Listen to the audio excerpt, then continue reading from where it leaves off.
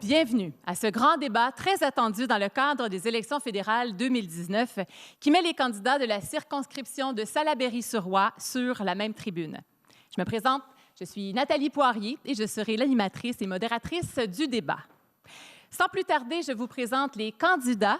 Alors, de gauche à droite, Madame Joanne Gottman du Nouveau Parti démocratique du Canada. Bonjour. Bonsoir. Monsieur Marc Faubert du Parti libéral du Canada. Bonjour. Bonsoir, Nathalie. Et Madame Claude Bellefeuille du Bloc québécois. Bonjour. Bonsoir. Alors, bonjour à vous trois. Je vous remercie d'avance de votre présence. Vous savez, aujourd'hui, c'est vraiment l'occasion rêvée pour parler à ces citoyens, ces citoyennes qui se questionnent sur certains enjeux, donc plusieurs enjeux qui les préoccupent. D'ailleurs, nous tenons à souligner que tous les candidats de la circonscription de Salaberry-sur-Roi ont été invités aujourd'hui. Malheureusement, les candidates Cynthia Larivière du Parti conservateur du Canada et Naed Al-Shawa du Parti vert du Canada ont signifié leur indisponibilité. À mes côtés, je vous présente les représentants des médias régionaux qui ont rendu possible ce débat. Donc, Mme Chantal Bédard de la télévision communautaire C'est sur la télé, ainsi que Mme Patricia-Anne Beaulieu du quotidien web Néomédia Vaudreuil-Soulanges et Valleyfield. Grâce à cette collaboration sans précédent, ce débat aura une très grande portée puisqu'il est diffusé en direct sur leurs plateformes respectives, donc sur la plateforme de csur.tv et neomedia.com. Je propose de débuter avec un petit tour de piste afin que chaque candidat se présente rapidement, donc en 2 minutes. Commençons de gauche à droite. Débutons avec Mme Gottman. Vous avez 2 minutes. Merci, Nathalie. Je veux juste commencer en disant que je suis connaissant que nous sommes sur le territoire des Kanien'kehá:ka, Onwé, et qu'il faut qu'on fait mieux pour nos communautés, nos nations qui sont comme le Québec et comme les nations autochtones, les minorités au Canada. On peut faire mieux pour eux autres et il faut faire mieux. Un homme qui a une maladie grave à Salaberry-sur-Roi, il faut qu'il attende pour 5 ans pour un logement abordable. Une femme avec de l'épilepsie, il faut qu'elle garde un job qu'elle déteste parce qu'elle a besoin d'une assurance privée pour payer ses médicaments. Nos aînés ne peuvent pas avoir quelqu'un sur l'autre côté du téléphone à Service Canada s'ils ont des questions à propos de leur pension ou leurs droits. On peut faire mieux et il faut faire mieux ici au Canada. Moi, je fais une campagne carboneutre.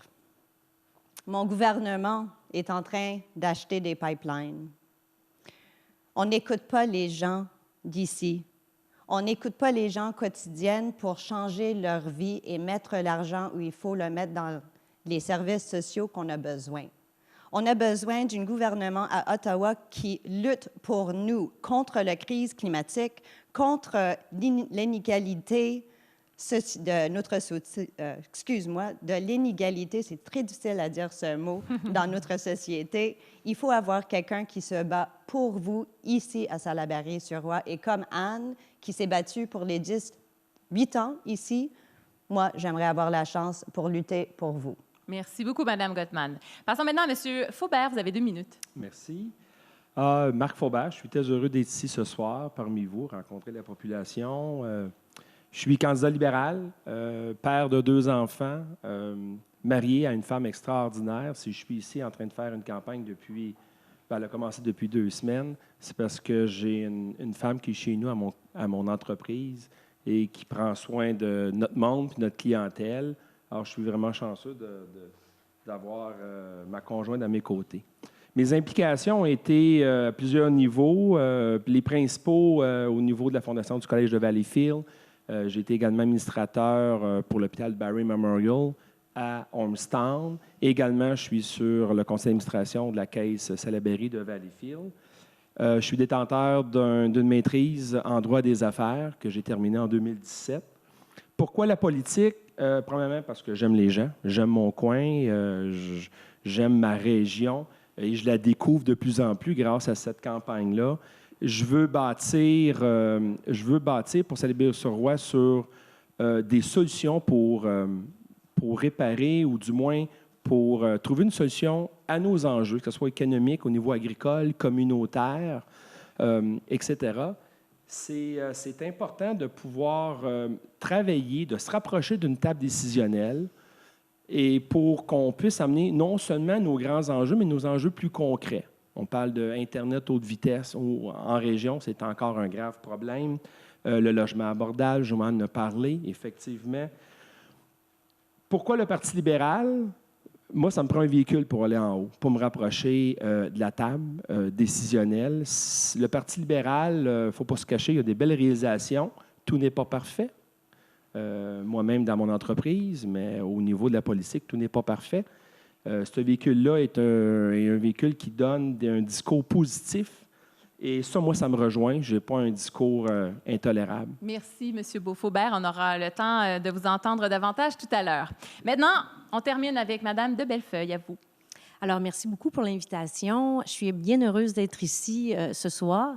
Je suis en mon 5e élection à titre de candidate pour une élection fédérale. Alors, je suis Claude de Bellefeuille. Peut-être avez-vous eu l'occasion de me rencontrer déjà sur le terrain.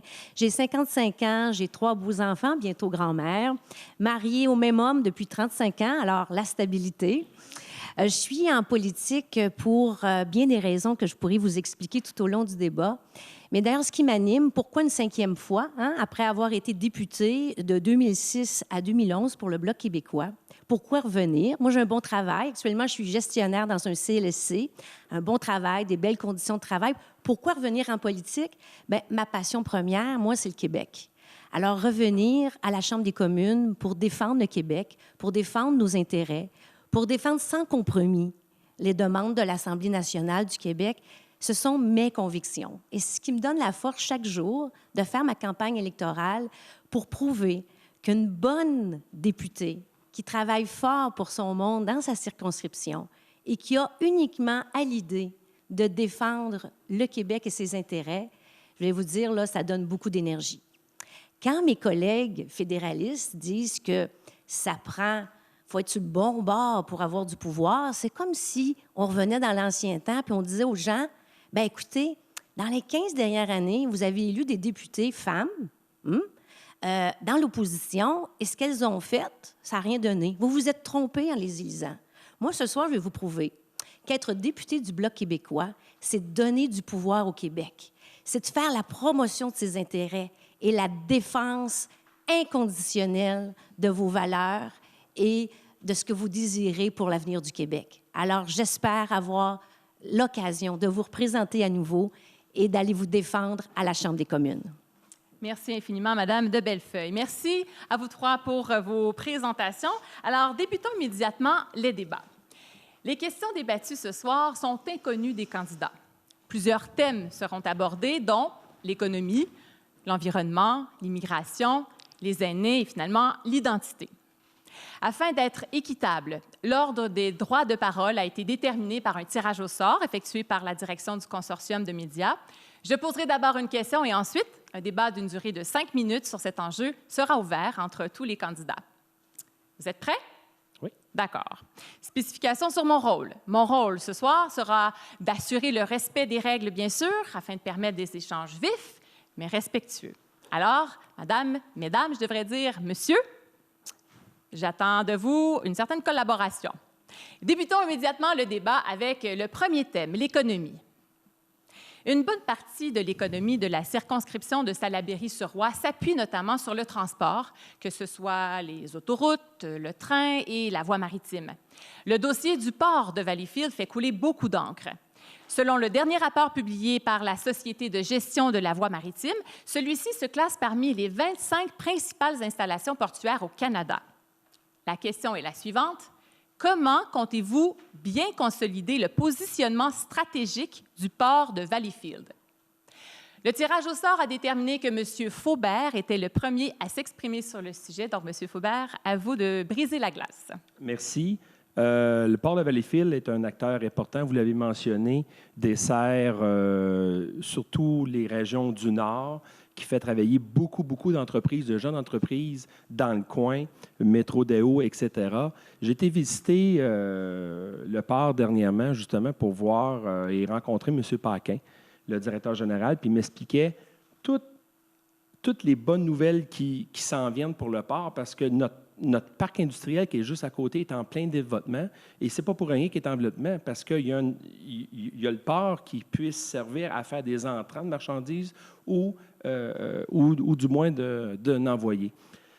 Mais par contre, le port vient justement d'avoir une subvention de 3 parties de 36 millions, autant du fédéral, du provincial, mais ça a pris 10 ans. Et c'est là que c'est ça que je veux dire, c'est que ça a pris du temps, ça a pris beaucoup, beaucoup trop de temps.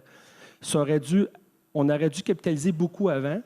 Nous, on est rentré en poste, le gouvernement libéral, en 2015.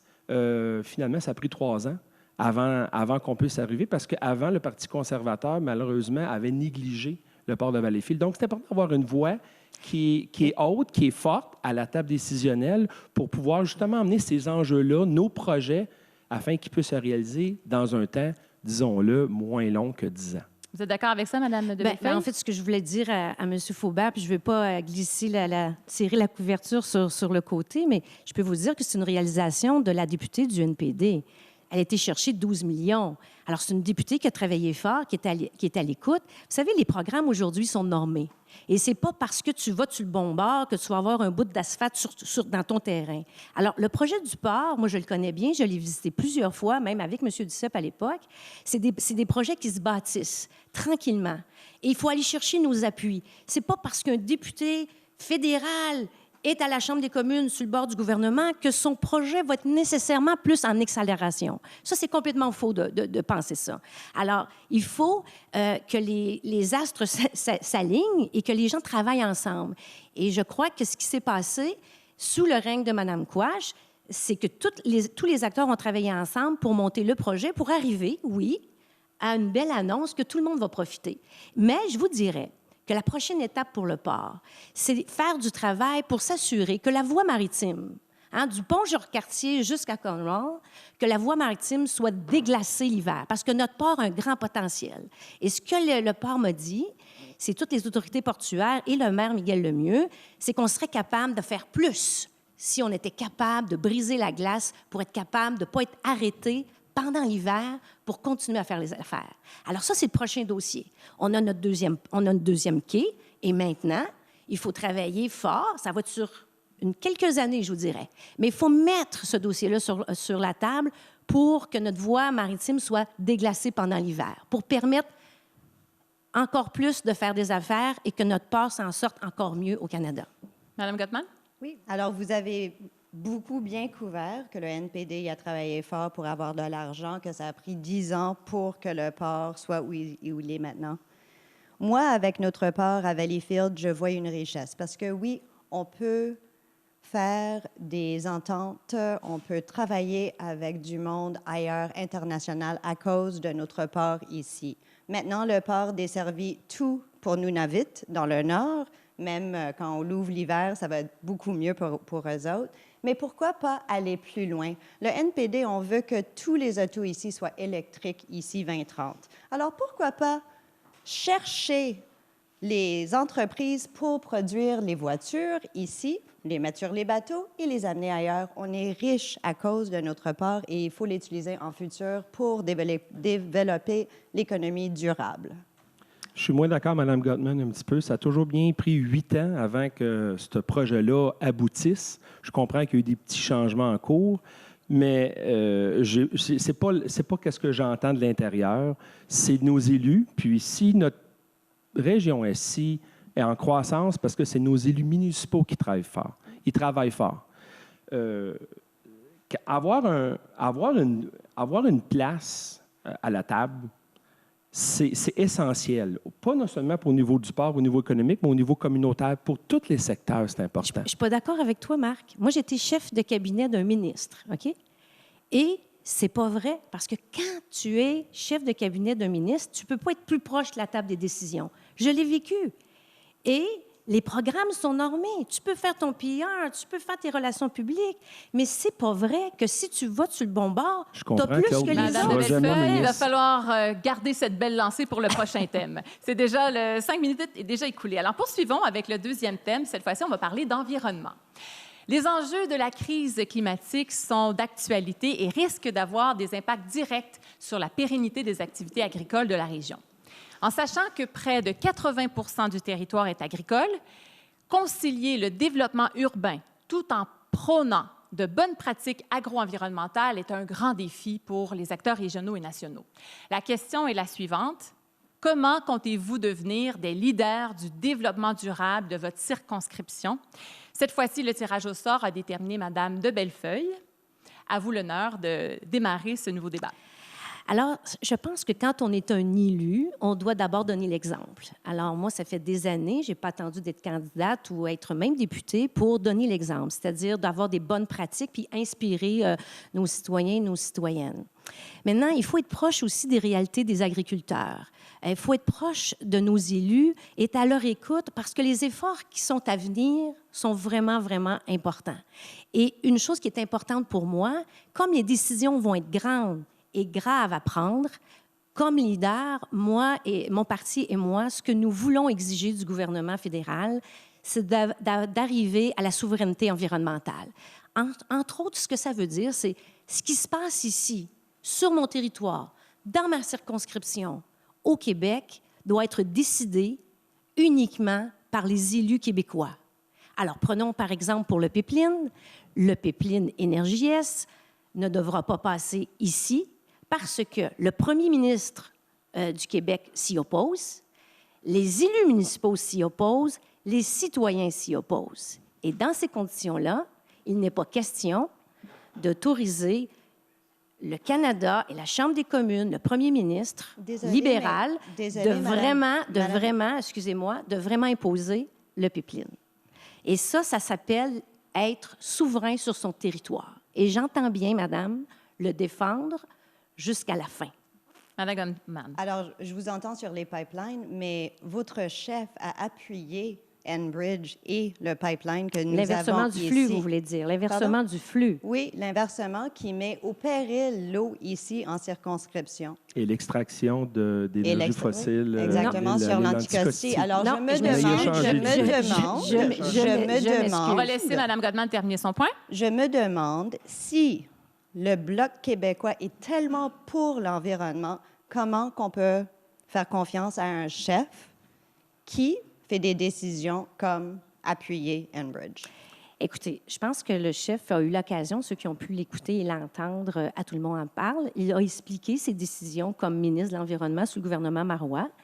Maintenant, il est question du chef du Bloc.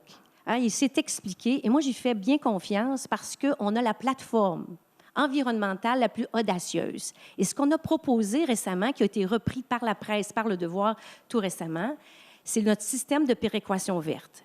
Ça suffit que les pollueurs ne sont on n'a jamais de reddition de compte à faire.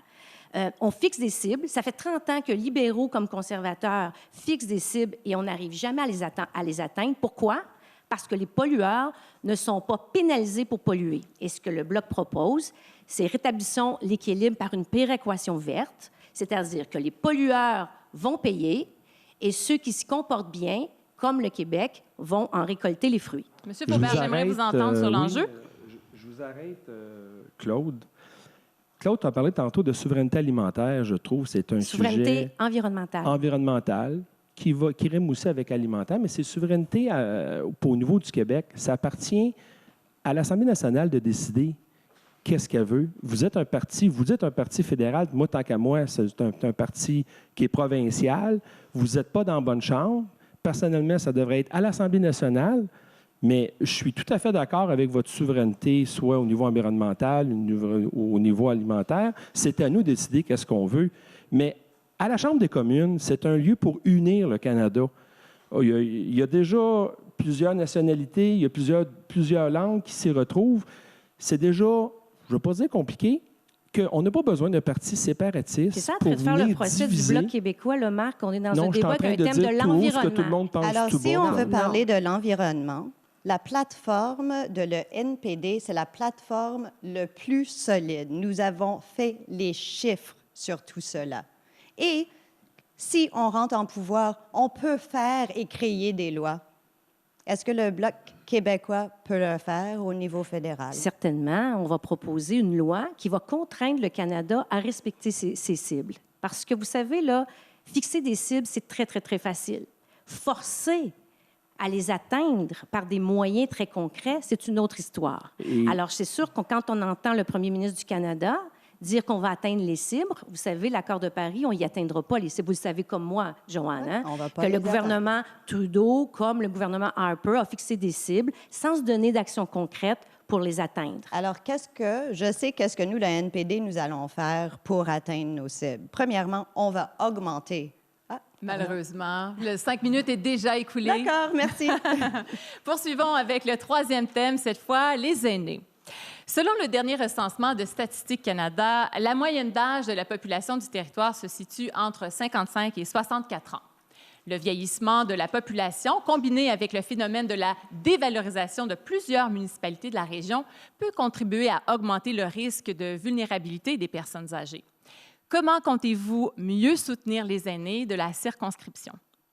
Madame Gottman, c'est maintenant à vous de débattre en premier. Merci. La première chose que nous allons faire, c'est de remettre le monde au téléphone à Service Canada. Parce que nos aînés ils ont besoin d'avoir des réponses à leurs questions à propos de leur pension et leurs droits. Première chose. Deuxième chose, on va augmenter la pension minimum.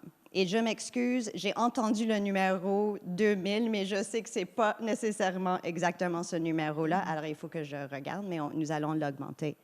Au même temps, on regarde le transport en commun. Pour les aînés, c'est super important pour être capable de sortir de leur maison pour leur service, pour aller voir leur médecin, pour ne pas être isolés et aller en communauté. C'est aussi important pour... Là, je me perds un petit peu. Je m'excuse parce que je n'ai même pas mes lunettes et là, j'ai perdu mes cartes. Mais Joël, je suis d'accord avec toi. C'est important de prendre soin de nos aînés. Merci. Hein? C'est très important de prendre soin de nos aînés. Nos aînés sont les gens qui ont bâti le Québec. Et ils méritent de vivre une vieillesse et méritent de vivre chez eux le plus longtemps possible. Et c'est pourquoi qu'au Bloc québécois, ce qu'on propose comme moyen, un des moyens, c'est de rendre le crédit d'impôt remboursable si tu es aidant naturel, si tu veux garder ton parent chez toi ou si tu veux le garder le plus longtemps dans sa maison. Aussi, moi, je suis travailleuse sociale, je travaille dans un CLSC, je m'occupe des aînés. Et ce que je remarque, c'est que les gens veulent se bâtir des maisons, veulent faire une intergénérationnelle, mais manquent de moyens financiers. Alors, au Bloc, ce qu'on propose, c'est un crédit d'impôt remboursable pour permettre aux enfants de bâtir une maison intergénérationnelle pour prendre soin de nos aînés. Tu as totalement raison. Je pense que là-dessus, le NPD et le Bloc, on se ressemble beaucoup. On veut vraiment prendre soin de nos aînés parce qu'ils le méritent. Et ça passe par, dans le fond, des revenus décents et une augmentation de la pension de la vieillesse et un meilleur supplément de revenus garanti. Je pense que nos deux partis, là-dessus, s'entendent très bien. Qu'en est-il pour le Parti libéral du Canada? Écoutez, c'est une des raisons pourquoi que j'ai pris le véhicule libéral. Disons-le, depuis 2015, nous avons bonifié les pensions. On vient d'annoncer que nous venons de porter le seuil d'imposition à 15 000 $. Et c'est beaucoup, parce que moi, je suis un entrepreneur, j'ai beaucoup d'aînés qui travaillent pour moi. Et c'est toujours la même question. Le salaire max, je vais payer bien trop d'impôts. J'ai une première pension. J'ai besoin d'eux autres. Je vis une pénurie de main-d'œuvre. Grâce à ce nouveau, si vous voulez, seuil non imposable, bien, il leur en reste plus d'un poche. Je veux revenir aussi également sur le logement abordable, parce qu'il n'y a pas eu beaucoup de logements abordables dans le coin. Je ne sais pas si vous allez remarquer, là, mais des projets, il n'y en a pas beaucoup. Il y en a un qui est en train de se bâtir à Sainte-Barbe. La mairesse Louise Lebrun m'en a parlé. Et c'est pour contrer la dévitalisation des noyaux villageois. Elle veut avoir je pense que c'est un 8 ou un 10 logements, exprès pour garder ces aînés de vieilles familles près de leur noyau, près de leur famille, et qui puissent garder leur repère dans leur municipalité. Seriez-vous d'accord, M. Faubert, si vous êtes élu le 21 octobre, seriez-vous d'accord de porter haut et fort le fait que quand on a 65 ans, le supplément de revenu garanti, s'applique automatiquement grâce aux luttes de longues années du Bloc québécois, mais que quand on tombe à 66, 67, 68 ans et que notre situation financière change, il ne faut pas oublier de le demander, puisque là, ce n'est pas automatique. Alors, si vous êtes élu, voulez-vous prendre l'engagement aujourd'hui de dire, si je suis élu, je promets de me battre pour avoir que les aînés, qu'importe l'âge ils ont, ceux et celles qui ont droit au supplément de revenu garanti puissent l'obtenir, pas en le demandant, mais automatiquement. C'est une demande du Bloc québécois parce qu'on a gagné la première manche en le faisant rendre automatique à 65 ans. Maintenant, l'autre partie a gagné, c'est de dire après 65 ans. Il faut que ça devienne automatique. Il faut absolument, tu as raison. C'est dans une de nos prochaines... C'est dans une proposition qu'on a faite la semaine passée que nous allons nous engager les 4 prochaines années. Je crois que c'est 70 ans. Je ne veux pas me tromper sur l'âge, mais je crois que c'est 70 ans où est-ce que tous nos aînés vont recevoir de façon automatique le supplément de revenu garanti. Un dernier mot, il nous reste 20 secondes. Je m'excuse, ici en région, il y a beaucoup de personnes qui passent de l'âge de 64 à 65, qui sont sur des ressources, des dernières ressources financières et passent de 64 à 65 aux pensions. Et après ça, ils n'ont plus de médicaments gratuits, ils n'ont plus les yeux gratuits, ils n'ont plus les dents gratuits. Le NPD, ici, 10 ans, nous allons mettre tout ça gratuit en travaillant avec les provinces et les municipalités, 10 milliards la première année. Merci, Mme Godman. Les 5 minutes sont maintenant terminées. Merci à nouveau pour ce thème. Nous allons prendre une courte pause. On vous revient dans quelques instants pour parler cette fois de la famille et de l'immigration. À tout de suite. J'ai besoin de redonner à la communauté. Si j'étais riche, là, je ferais des chèques, probablement. Puis ça serait peut-être des fois peut-être plus simple, mais c'est pas le cas. Donc j'ai choisi, moi, de donner du temps. Je donne du temps à ma communauté autour de moi. J'aime être avec les gens, j'aime partager des informations, faire évoluer des dossiers, que ce soit au niveau politique, au niveau économique. Et c'est comme ça un peu que ça a commencé. Et puis, de fil en aiguille, j'ai eu la chance de participer à un CA, à un autre CA, puis comme ça. Puis la confiance en moi s'est construite. Et puis, ça m'a permis d'accéder à des postes comme la présidence de l'Association des camps, par exemple.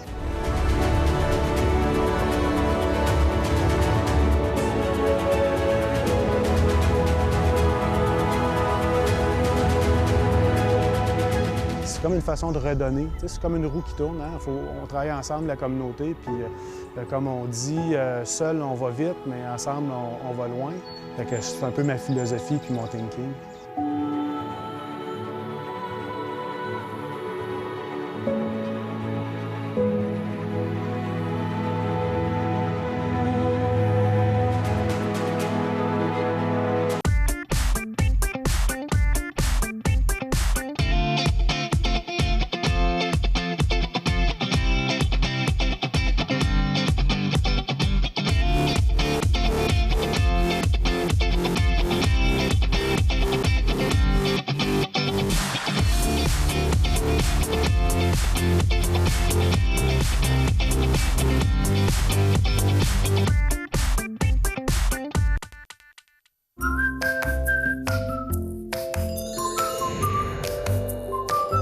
Bonjour, on m'appelle Merlou et j'adore la forêt.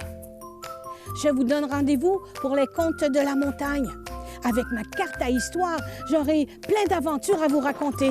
C'est un rendez-vous. À bientôt. Bisous.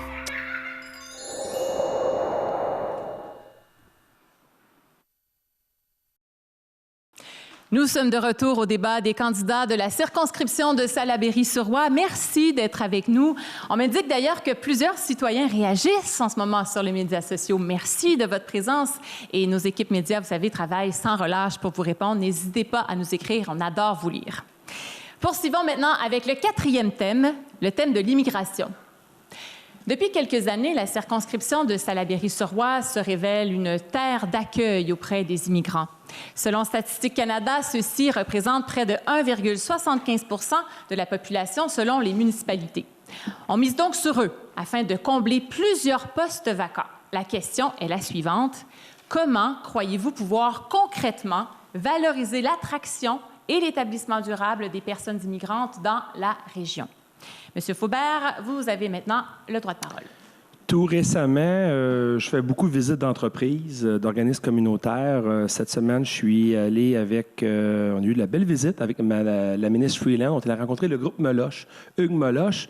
Et quand on s'est assis, la première chose, la famille Meloche a adressé à la ministre, « Madame la ministre, pénurie d'emploi. Je suis obligé d'aller jusqu'en Tunisie recruter. Ça me coûte près de 100 000 $ pour 4 employés. Il faut que vous nous aidiez.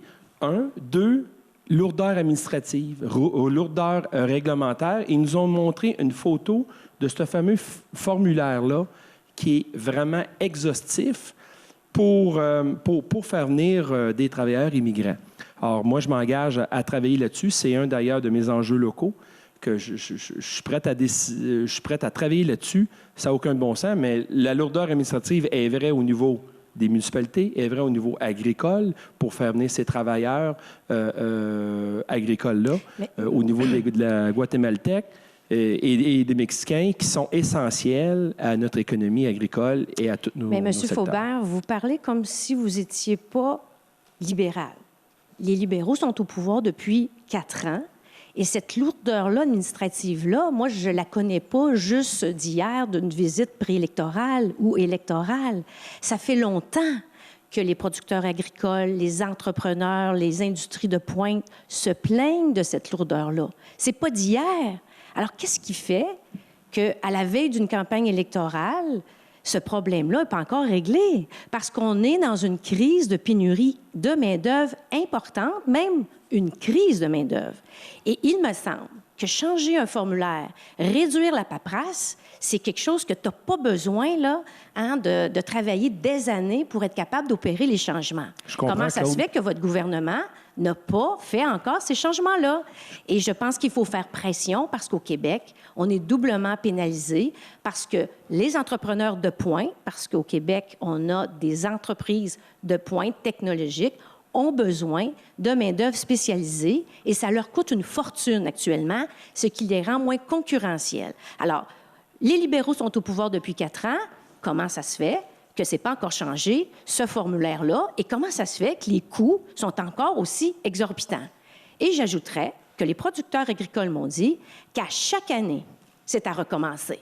À chaque année, il faut sortir le chéquier et remplir la pile de paperasse que vous Claude, décriez. avec votre proposition, vous voulez absolument que les immigrants puissent maîtriser leur français avant de même de s'en venir ici. Vous pensez que ça va régler? Bien oui, parce que la circonscription de Salaberry-sur-Roi, là, je ne sais pas si vous avez lu les statistiques, là, c'est plus de 82 francophones.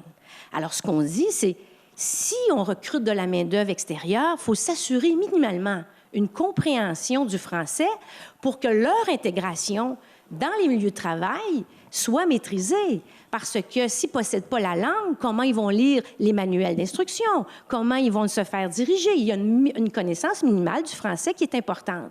Alors, nous, le NPD, nous avons des solutions. Une des solutions, c'est qu'il faut reconnaître les compétences des immigrants. Il faut donner plus d'argent au Québec et le NPD va donner encore un supplémentaire de 79 millions de dollars pour entraîner les immigrants pour qu'ils puissent rentrer au Québec en parlant le français, en mettre des cours pour eux autres et leur donner un soutien. Ça va nous aider avec la pénurie de main-d'œuvre. C'est l'intégration. Le secret, là, la recette, c'est l'intégration. 1, pour ne pas ralentir l'économie, la croissance économique, ça nous prend des travailleurs immigrants. 2, faut tout de suite les intégrer, leur donner des cours de francisation. D'ailleurs, c'est commencé à Nouvelle-Envol. Et j'ai rencontré plusieurs travailleurs, des Mexicains, qui aujourd'hui ne parlent à peu près pas français. Et le professeur me dit que d'ici 3 mois et demi, ils vont être fonctionnels et même très fonctionnels. Il faut investir de l'argent à Immigration Canada. Les conservateurs à couper 1200 positions. Si on veut faire... Peu importe, il faut remettre des gens en position pour nous aider avec nos immigrants. Oui, moi, je suis tout à fait d'accord avec vous. Le secret de garder les immigrants dans notre territoire, parce que ce qui arrive, c'est qu'on les recrute et puis ils s'en vont vers les grands centres où c'est plus facile de vivre. Et il faut aussi être capable de bien les accueillir. Et moi, je m'engage à chaque nouvel arrivant de l'accueillir à mon bureau, de lui souhaiter la bienvenue et de faire les liens avec lui, avec la communauté. Super. Alors, c'est ce qui conclut nos 5 minutes sur cette thématique. Poursuivons maintenant avec le 5e et dernier thème, soit celui de l'identité. Tel que présenté dans le budget 2019, l'appui au journalisme canadien est nécessaire et le gouvernement reconnaît le rôle essentiel que jouent les médias pour aider les citoyens à prendre des décisions éclairées concernant d'importantes questions. Dans l'ère numérique que nous vivons, l'impact des GAFA, Google, Apple, Facebook et Amazon, sur les médias canadiens et particulièrement les locaux est indéniable. La question est la suivante. En sachant que les médias locaux sont le porte-voix de l'identité régionale, comment comptez-vous soutenir mieux l'information locale? Madame de Bellefeuille, vous avez le droit de parole. Alors, je pense qu'une première question qui me vient, c'est comment se fait-il qu'en 2019, au Canada, on laisse des géants concurrencer nos médias nationaux, nos médias locaux, nos entreprises privées qui se donnent le mandat d'informer les citoyens? Comment se fait-il que le choix du gouvernement Trudeau a été de ne pas imposer à Netflix et compagnie les mêmes règles du jeu que nos propres diffuseurs ou nos propres journaux? Ça, c'est une question qui reste sans réponse. Et même aujourd'hui, on n'a même pas l'assurance qu'une fois réélu, si c'était le cas, que cette bataille-là serait menée à la Chambre des communes.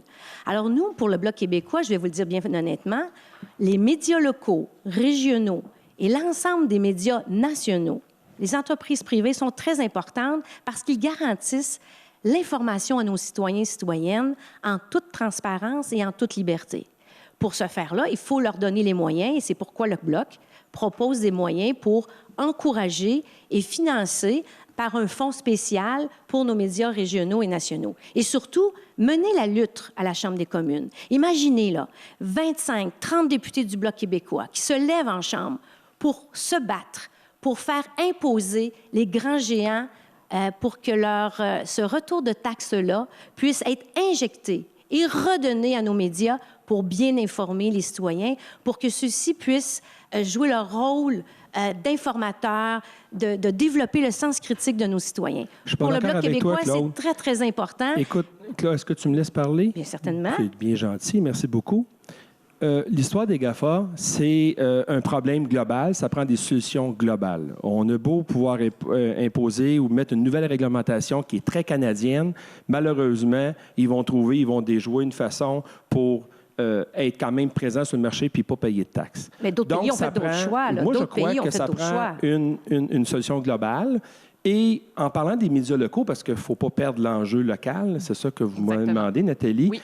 Moi, dans mon coin, au niveau du Haut-Saint-Laurent, il y a le Gleaner qui ont connu, comme bien des médias, des problèmes. Ils se sont restructurés, sont rendus une OSBL à cette heure, sont prêts à donner des reçus d'impôts. Et ça, c'est grâce au gouvernement libéral qui a compris justement la situation et ont donné de l'argent pour pouvoir se restructurer.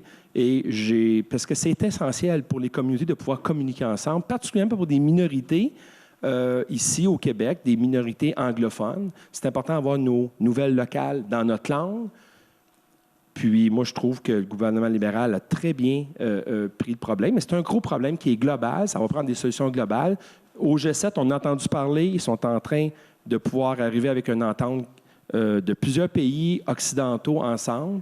Et d'ici prochainement, on devrait avoir des bonnes nouvelles là-dessus. Alors, je sais, je n'ai pas beaucoup de temps à parler parce que je parle toujours en dernière, parce que j'aime bien écouter. Mais nous, on a un plan d'action. Nous allons taxer les géants des web, comme ils ont fait en Europe, en France. On va mettre un taxe pour protéger les médias locaux. C'est aussi pour la culture super important d'avoir accès, comme vous avez dit, à haute vitesse. Dans le moment, c'est les énormes entreprises qui jouent là-dedans. Et il faut redonner le pouvoir à nos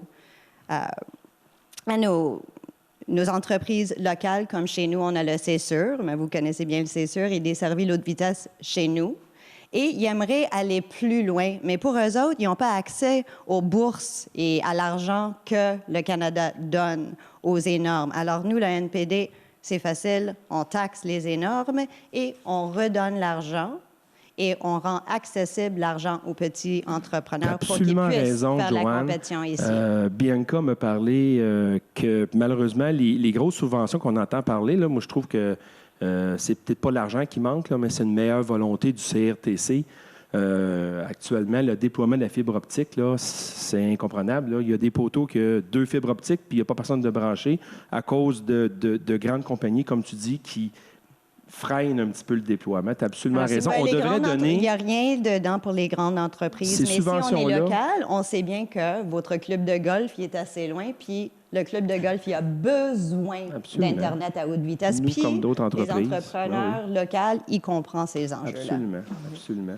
Et donc, il faut que ces subventions-là soient peut-être attribuées, solutions comme ça, au MRC, qui, eux autres, vont peut-être trouver la meilleure compagnie pour le déploiement, parce que c'est pas toutes les M. Faubert, compagnies...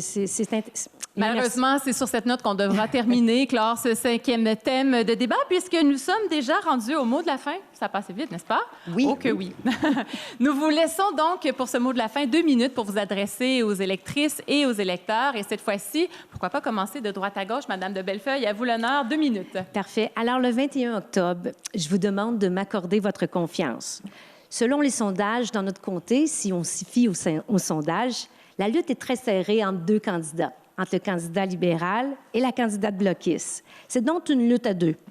Alors, élire une députée bloquiste dans Salaberry-sur-Ouest, c'est vraiment donner une force au Québec, c'est porter votre voix et vos valeurs à Ottawa.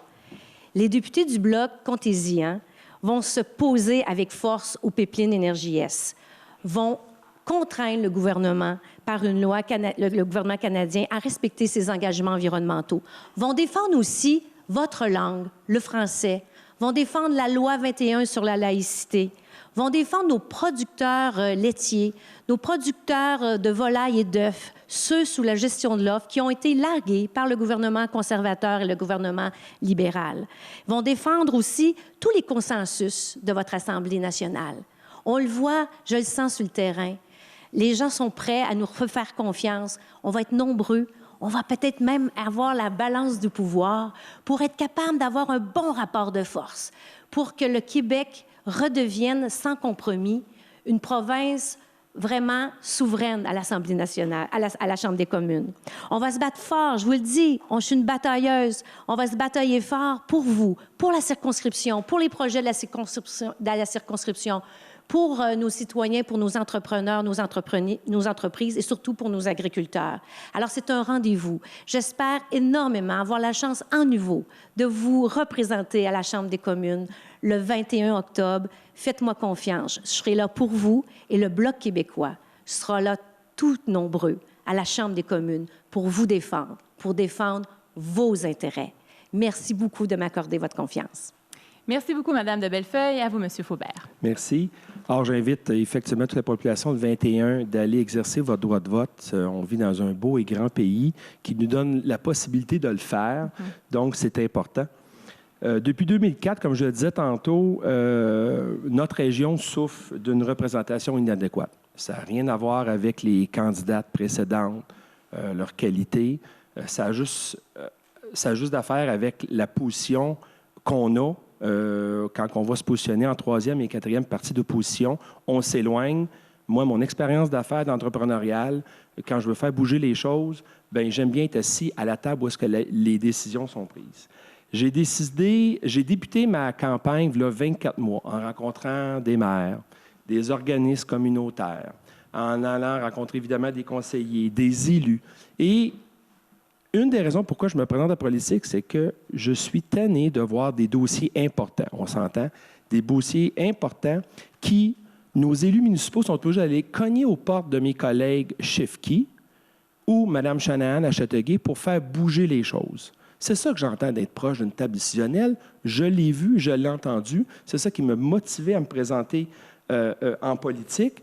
Si on veut s'organiser, si on veut avancer, c'est bien simple, il faut s'organiser, il faut se prendre en main. C'est pourquoi que je veux me présenter, d'aller vous représenter, représenter vos enjeux à la table décisionnelle à Ottawa.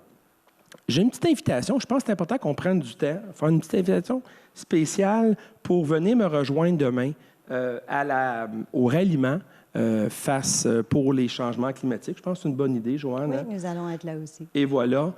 J'aimerais également profiter du temps pour remercier mes deux collègues, Claude et Joanne. Merci d'être là. Ça va être encore, j'ose espérer, une belle campagne. Cette valeur qui nous manque les autres candidates. Et un merci à mon équipe. Je manque de temps. Bien, le mot est passé. Vous avez pas mal... après ça, on est rendu aux parents puis aux grands-parents. Puis... Merci, M. Faubert. À vous maintenant. 2 minutes, Mme Gottman. Merci beaucoup. Alors, comme Mme de Bellefeuille et M. Faubert a dit, il faut aller voter, voter, voter. Mais avant de voter, prenez le temps de regarder les plateformes de tous les partis pour que c'est pas juste les belles paroles que vous entendez, mais vous allez savoir c'est quoi nos plans concrets. Depuis 8 ans, ici, à Salaberry-sur-Roi, vous avez fait confiance à Mme Anne Quach, la députée. Elle était fidèle, elle a travaillé pour vous. Elle et son bureau ont pris les dossiers de 1500 gens. Ils ont aidé ces gens à changer leur vie, à avoir accès aux programmes dont ils ont besoin. Ils ont aidé les entrepreneurs au niveau de 94 millions de dollars dans les derniers mandats. Et on a aidé aussi les agriculteurs en amenant et aidé sur la migration en amenant leurs travailleurs chez nous. Son travail est très important. Alors, Mme Quach, qui était différent que les autres parce que le NPD, le parti est différent, elle a mis ces choses dans une boîte pour la prochaine candidate. Ça n'est jamais... Ça s'est jamais vu ici en circonscription. On a besoin des services et on a besoin de quelqu'un pour se battre pour vous, comme Anne, qui a demandé une loi d'achat local que moi, je vais continuer là-dessus. Le NPD, nous sommes le seul avec un plan contre la crise climatique. Nous sommes le seul parti qui est prêt à se battre contre les énormes pétrolières, à se battre contre les énormes entreprises et se battre pour vous ici à Salaberry-sur-Roi. Merci. Vote, vote, vote. On ne peut pas terminer sur une meilleure note que ça. Il faut aller voter. Merci beaucoup, Mme Gottman. Eh bien, mesdames et messieurs, c'est ainsi que se termine le débat. Au nom vraiment de toutes les citoyennes et les citoyens, merci pour tout le temps que vous avez mis à vous préparer dans ce débat. C'était très intéressant de vous entendre et ce fut un privilège de vous entendre échanger sur les différents enjeux. Soyez certains qu'on va suivre de près vos campagnes électorales respectives sur les nombreuses plateformes. Je pense entre autres à celles de nos collègues de la télévision communautaire, c'est sûr, la télé, et des quotidiens web Néomédia, Vaudreuil-Soulanges et Valleyfield. Un grand merci aussi à l'équipe technique, la fabuleuse équipe technique que vous ne voyez pas, chers auditeurs. Merci à vous tous. Et quant à vous, chères citoyennes et citoyens, j'espère que ce débat vous aura éclairé dans votre choix. Et surtout, comme le disent ici nos amis, qui vous auront motivé à aller voter le 21 octobre prochain afin d'exercer votre droit démocratique. Au revoir et à la prochaine.